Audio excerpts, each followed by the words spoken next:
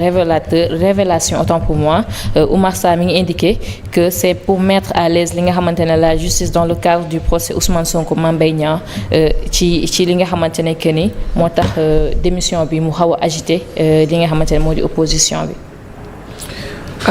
Démission de Ousmane Sonko à quelle fin? Je pense que bu fekkee il parle en rapport avec la justice parce que yaa ngi wax ni procès Ousmane Sonko Mame Mbaye Niang mais je pense que on n'est pas encore là. Parce que révision procès Ousmane Sonko Mame Mbaye Niang certes ces avocats ñoom saisir nañ ki nga xam ne moom mooy le ministre de la justice en l'occurrence madame Yacine Fall saisir na la Cour suprême mais jusqu'à présent la Cour suprême statué gut joxe gut benn notification donc nañ toog en attendant xaar la Cour suprême moom lan lay wax te je pense que Ousmane Sonko même on sait tous que ni le ministre de la justice moom ñëpp xam nañ ne il fait partie de l'exécutif et ku wax l'exécutif wax politique mais il fait partie de l'exécutif mais ñi nga xam ne ñoom ñooy les magistrats ñoom ils font partie du domaine judiciaire donc ñoom amuñu benn rapport wala benn influence boo xam ne ministre de la justice war na ko mën a am ci ñi nga xam ne ñoom ñooy les magistrats je pense pas et loolu dañ ko fay gis parce que boo xoolee depuis le pouvoir actuel nekk en place gis nañ fi ay revers yoo xam ne c'est sur le plan juridique récemment bu ci gën a lii mooy Aline Sall l'actuel ministre de la communication gis nañ bi mu au niveau de la Cour suprême dañuy rejeter carrément décision yi nga xam ne jëloon na ko fii pour l'affaire concernant la régularisation des médias. Ousmane Sonko moom gis nañ fi ñu rejeter rabat d'arrêt donc yaakaar naa exécutif bi wala ministre de la justice bu fekkoon am nañ benn mainmise sur la justice proprement dite. donc revers yooyu yëpp du ko am donc mu démissionné mu ñàkk a démissionné la justice bu waree trancher man je pense en toute impartialité en toute indépendance je crois à nos magistrats ñoom dinañ trancher wax li droit wax et on va passer à autre chose donc Ousmane Sonko démissionné ou pas ça importe pas l'essentiel est que la justice ñoom heure bu ñu waree trancher dinañ trancher et on n'est pas encore là. alors Pape yow comme que juriste nga alors damay ñëwaat ci yow rek ci question bi. est-ce que tey li nga xamante ne que ni moo di éventuelle démission bu Ousmane Sonko tey mën na influencer li nga xamante ne que ni moo di traitement judiciaire ou dossier moom ak Mame Mbaye Niang. waaw xam nga justice su Sénégal maa ngi observé son fonctionnement depuis bientôt 20 ans. dama lay wax nag ni justice di doxee justice ni muy doxee mooy. képp kuy membre du gouvernement nga am ci dossier ci justice bi ba justice balaa mu koy saytu il faut après la cessation de la fonction justice moo tax mu doxee noonu. donc su bëggee dossier bi justice tàmbare ko tànk gaaw tant que il occupe le poste de premier ministre et membre du gouvernement il lui sera très difficile. justice tëjji dossier bi parce que justice ñoo baax a doxee noonu.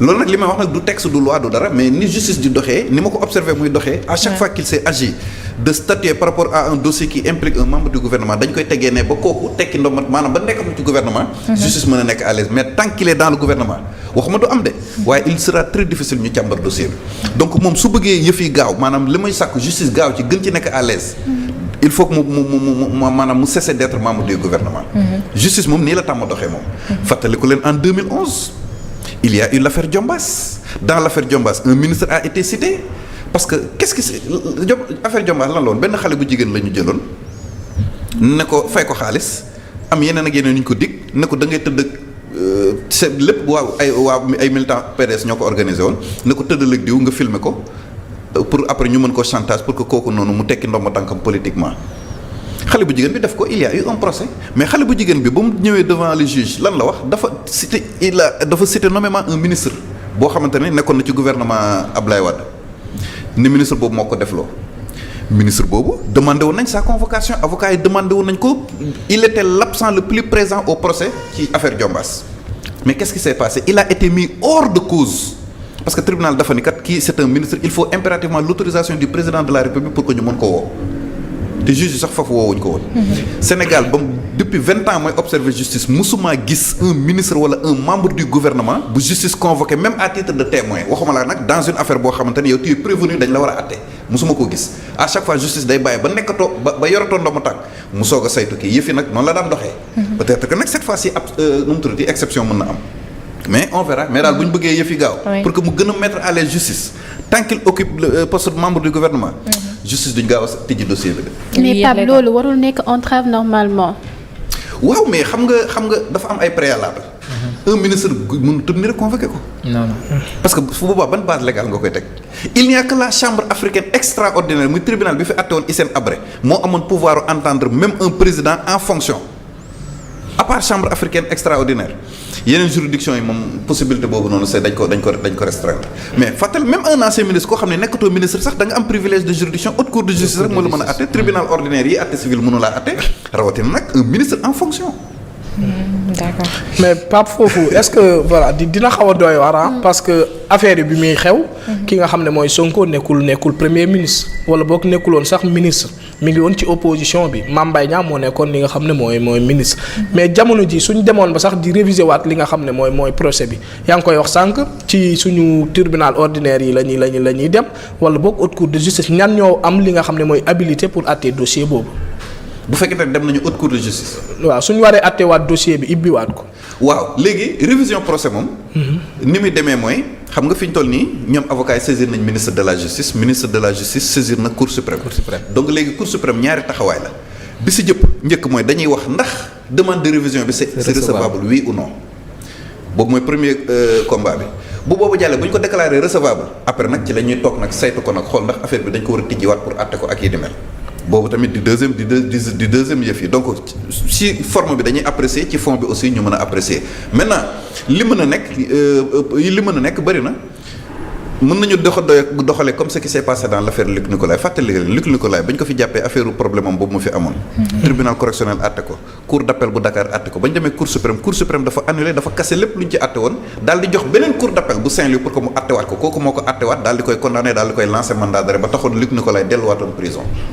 donc léegi nag foofu mooy li fi nga xamante ni moom mooy parce que cour suprême moom moo nekk ci kaw d'ailleurs ba magistrat yi fa nekk sax ñoom la ñuy wooye les hauts magistrats. dossier la boo xamante ni dossier bu fa yeggee en chambre réunie la maanaam constitution bu mag a mag boo xamante ne du sax ay magistrats kese ñoom ñoo ci nekk pour attewaat loolee nga xamante ni moom mooy dossier boobu noonu xam naa dinañ ciy ñëw léegi ci kanam gën a yaatal. mais am na kuy laajte sax mu ne pour l'affaire Mame Mbaye Niang et Ousmane Sonko Mame Mbaye Niang temps boobu il était ministre. ndax temps boobu noonu il était ministre. oui waaw il était ministre il était membre du gouvernement. le fait que ñu juge Mame Mbaye Niang le fait que ñu élucider dossier bi moo taxoon muy wax ne à l'époque Mame Mbaye Niang était ministre. ah d'accord dafa day affirmer quoi. ok. donc haute cour de justice lañ. waaw xam nga en fait moom partie civile la ñëwum c'est pas obligatoire. ci procès bi partie civile waaw il peut se faire représenter par ses avocats. waaw yow mi ñuy àtte la sa teewaay obligatoire mais bu dee yow yaa porté plainte bu la neexee nga bañ a ñëw bàyyi say avocat. loolu tamit faaw ñu xoolaat ko de. gars yi dañ lay fëgg plainte. tëdd fii tëdd yow ngay ñëw ñu bàyyi la ak ay avocat te yow mi nga xam ne dañ la plainte soo ñëwul ñu àttee la par défaut. c'est ça bu dee délit la su kiiwul ñu àttee la par continu. rawatina bu nit ki nekkee kaso parfois dañ koy def exprès pour nga yàgg ci kaso. mais est-ce que loolu tamit du vide juridique. waaw mais loolu dañ ci war a jóg parce que juge yi léegi xam nañ ni gars yi méthode boobu la ñuy utiliser da ngay porter plainte parce que boo ñëwee ki nga jotel ñëwul dañuy bu dee da nga contester dañuy renvoyer pour mu am débat contradictoire mais gars yi dañ ci abuser yoo xamante ni non c'est extraordinaire. abuser yu métti léegi nag gars yi 3 fois ñu doog a def renvoi ferme wala parfois loolu la loi wax plus de 3 renvois dañu war a retenir affaire mais Sénégal fii gis naa fi renvoi 1 an 2 ans mais Matar Diokhane bi nekkoon ci dossier Imam Ndao terrorisme pendant 2 ans la ñu renvoyé son procès boo demee prison yi fii di nga fa fekk ñoo xam ne pendant 1 an atum yàlla ñuy renvoyé rek. mais ñooñu le minimum mooy ñu nekk prison ñu defal leen bracelet wala boog liberté provisoire. est-ce que loolu noonu avocat bi mënu ci sukkandiku pour déposer li nga xam ne moom mooy vice de procédure. waaw mais xam nga bu ko kiiwee procureur day joxe position am. en fait le fait que juge nit yàgg ci kaso bi nekk ci kaso bi yàgg fa. juge bi décidé renvoyer ko. du bokkul ci mbir yi nga xam ne loi mën na wax na ni avocat mën na ci soulever exception de la procédure. man xam naa ci des procédures yoo xam ne dañ koy renvoyer parce que dafa am kenn ku manqué ci dossier bi ku nekk en liberté kooku noonu nekkatul Sénégal sax ma ngi États-Unis toog. di mener tranquillement sa vie ñu nekk fii booy nekk kaso toog di xaar rek ñuy renvoyer rek pour xaar koo xam ne ma nga États-Unis génn réew mi parfois c'est un peu abusé quoi. Sonko daal nee na woon du ma démissionner du ma bouger maître. loolu la waxoon ci mbir yi su may dàq nag mu dàq ma kon gars yi gis nañ fi mouvement Sonko dégage.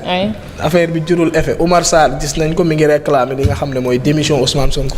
mais loolu jàpp naa ne. mais gars la moo tax ñu bëgg kut Sonko tekki ndomba tàng premier ministre luy problème bi. non mooy bouclier bi pour nga mën a atteindre Diomaye il faut nga effacer ki nga xam ne mooy Sonko. alors yow Omar yow ban jàngat nga def ci lu Omar wax il est bien encadré et bien conseillé. boobu la ñuy gis jikko Diomaye l'étoffe d'un homme d'état en fait xam nga man gis nga carrière homme d'état bi ma doon gis ci socialiste yi xam nga socialiste yi loo leen bañ xam ni. ñoom lu jëm ci wàllum expérience gouvernementale ak culture étatique ak xam-xam socialiste ñoom ci ñoom la fekk baax. loolu moom da nga leen koy nangul moom. mais carrière boobu noonu laa gis ci moom en fait. il est bien encadré et bien conseillé. xaw ma ñan ñoo ko war mais wuuf. non mais président du ay fo. force tranquille la président du ay fo. alors yow Oumar yow ban jàngat nga def ci li nga xamante ne moo di réaction Oumar Sarr bi. non loolu waxu politique la rek mais Ousmane Sonko du waxu Omar Sarr wala keneen mooy tax mu démissionner parce que moom moo la gën a xam ne il est comptable ak lu mënti xew Ousmane Sonko dañ koy tudd ci li nga xam ne mooy mbir yi. man jàpp naa ne fi mu toll nii na doxal li muy doxal dossier bi mi ngi ci justice waxaguñ ndax dañ koy réviser oui ou non. te Cour suprême mooy décider su décider nag ñoom dinañ xool ban voie la ñuy jël pour leeralaat li nga xam ne mooy dossier bi. mais Ousmane Sonko na démissionné ñi koy def ñëpp du réew mi moo tax ñu koy wax de wala boog intérêt réew mi mais ñoom seen intérêt pour ñu mën a atteindre li nga xam ne mooy seen objectif. parce que lan la ñuy faral di wax soo boolee bale ñett ñeent pour nga dama ko day nekk problème mais bu dee benn la nga disperser leen. pour nga attaquer leen day nekk lu nga xam ne lu yomb la. toujours damay faral di ko wax. Jomaay ak problème bu mënti am ak ki nga xam ne mooy Sonko wala boog Sonko ak problème bu mënti am ak Jomaay nañ xam ne ñi nekk ci ginnaaw di wax bugguñ leen mais dafa am lu ñu bëgg ci mbir moomu te ñoom mosuñ nëbb loolu. mooy il faut attaquer kan lay dal le premier ministre Sonko. mais attaque yooyu suñ demee ba Sonko nekkut fi xam naa su nekkee ci opposition bi nag dootuñ ko wax ne yow yaa tax justice bi doxul. kan la ñuy attaquer. dañuy am seen cible directement muy Jomaay. léegi dinañ ko mën a atteindre dinañ ko mën a affaiblir. te loolu jàpp naa ne affaire yi ni muy demee nii loolu moo gën ci ki nga xam ne mooy Jomaay nañ waxtaan pour l'intérêt général du pays. ñu xool nan la ñuy def ba yëkkati li nga xam ne mooy réew mi. parce que espoir dafa amoon. ak luñ mënti wax ñoom révolution bi ñu jaay li nga xam ne mooy askanu Sénégal ñu ci bëri gisoon nañ ci seen bopp moo tax nga gis.